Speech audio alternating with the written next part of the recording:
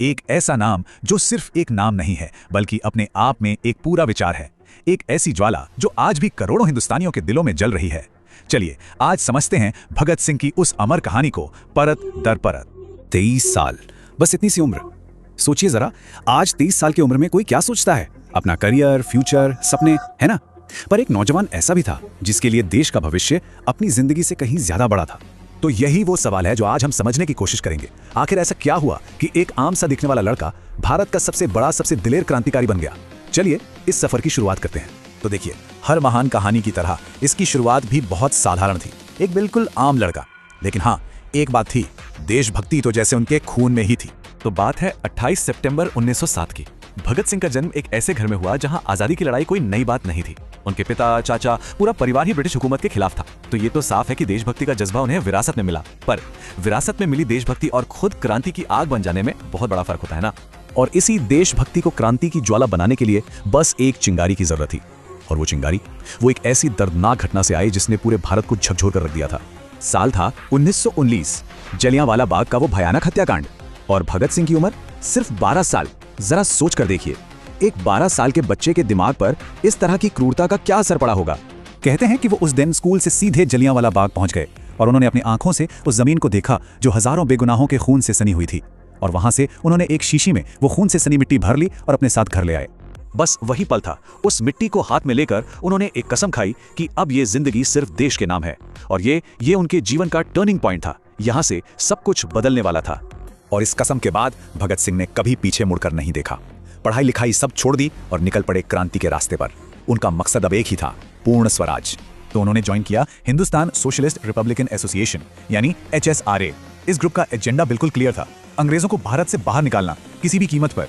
और सिर्फ आजादी ही नहीं, वो एक ऐसा भारत चाहते थे जहां सब बराबर हों।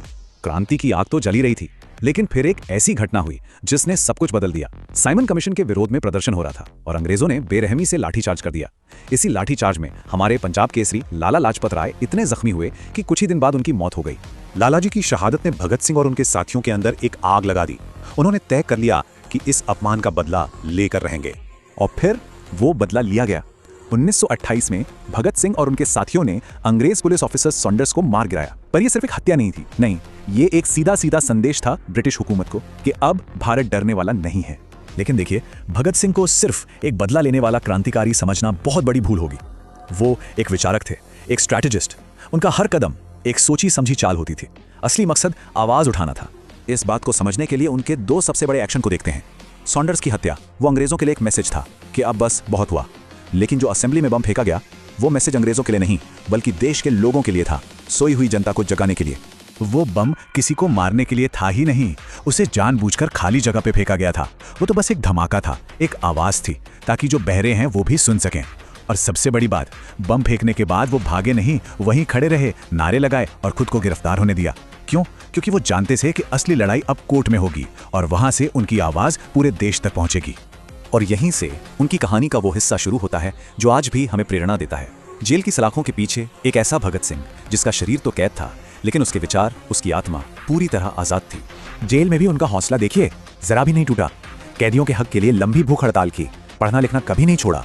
उनके सबसे दमदार विचार, उनके सबसे जरूरी लेख वो जेल से ही आए। और फिर वो तारीख आई, 23 मार्च 1931, एक ऐसी तारीख जिसे ये देश कभी नहीं भुला सकता। भगत सिंह, सुखदेव और राजगुरु तीनों को फांसी की सजा सुना दी गई। अंग्रेजों ने सोचा होगा कि एक इंसान को खत्म कर देंगे तो उसका विचार भी खत्म हो जाएगा, लेकिन वो कितने गलत थे। लोग बताते हैं कि फांसी के फंदे को देखकर भी वो तीनों दोस्त मुस्कुरा रहे थे। मौत का डर नहीं, बिल्कुल नहीं। आंखों में सिर्फ देश के लिए जान देने का फख्र था। और उनके मुंह से जो आखिरी शब्द निकले वो थे इंकलाब जिंदाबाद।